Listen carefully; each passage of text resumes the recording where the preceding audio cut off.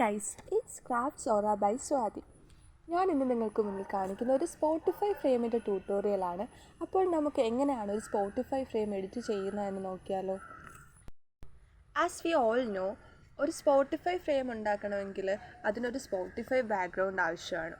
അപ്പോൾ ഒരു Spotify background download ചെയ്യാൻ വേണ്ടിയിട്ട് ഞാൻ യൂസ് ചെയ്യുന്ന ആപ്ലിക്കേഷനാണ് പിൻട്രസ്റ്റ്. സ്പോട്ടിഫൈ ബാക്ക്ഗ്രൗണ്ട് ഡൗൺലോഡ് ചെയ്യുന്നതിനായി ആദ്യം പിൻട്രസ്റ്റ് ഓപ്പൺ ചെയ്യുക. ഓപ്പൺ ചെയ്തിട്ട് താഴെ കാണുന്ന സെർച്ച് ബട്ടണിൽ ക്ലിക്ക് ചെയ്യുക.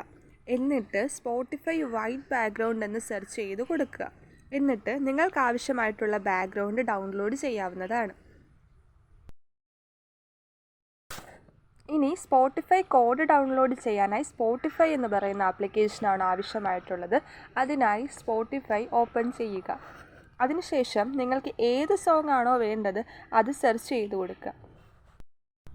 നിങ്ങൾക്ക് ഏത് സോങ് ആണോ വേണ്ടത് ആ സോങ് സെലക്ട് ചെയ്തതിന് ശേഷം അതിൽ 3 ഡോട്ടിലാണ് ഇനി ക്ലിക്ക് ചെയ്യേണ്ടത്.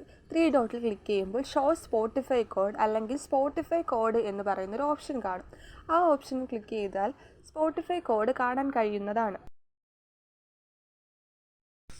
ഇനി ആ സ്പോട്ടിഫൈ കോഡ് സ്ക്രീൻഷോട്ട് എടുത്ത് വെക്കുക. എന്നിട്ട് ആപ്ലിക്കേഷൻ ക്ലോസ് ചെയ്ത് ബാക്കിലേക്ക് വരിക.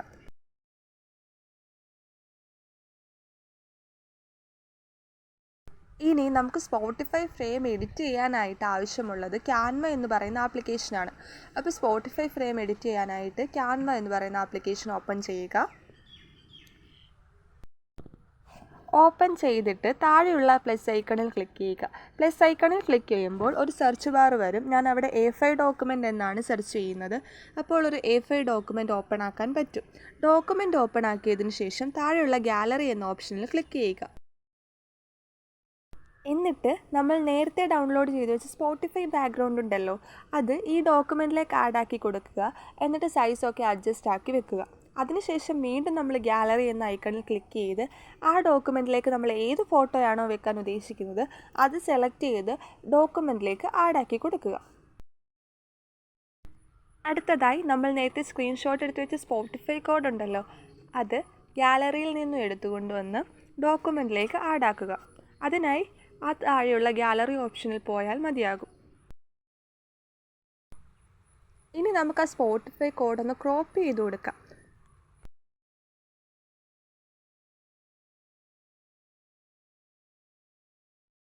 ഇനി അതിലേക്ക് സോങ്ങിൻ്റെ നെയിമും സിംഗറിൻ്റെ പേരും ഒക്കെ കൂടി ഒന്ന് ടെക്സ്റ്റ് ചെയ്ത് വെച്ച് കൊടുക്കുക. ഇനി നമുക്ക് ആ ഡോക്യുമെൻ്റ് ഗാലറിയിലേക്ക് ഡൗൺലോഡ് ചെയ്യാനായി മുകളിലുള്ള ആരോ ക്ലിക്ക് ചെയ്ത് ഡൗൺലോഡ് ചെയ്യുക.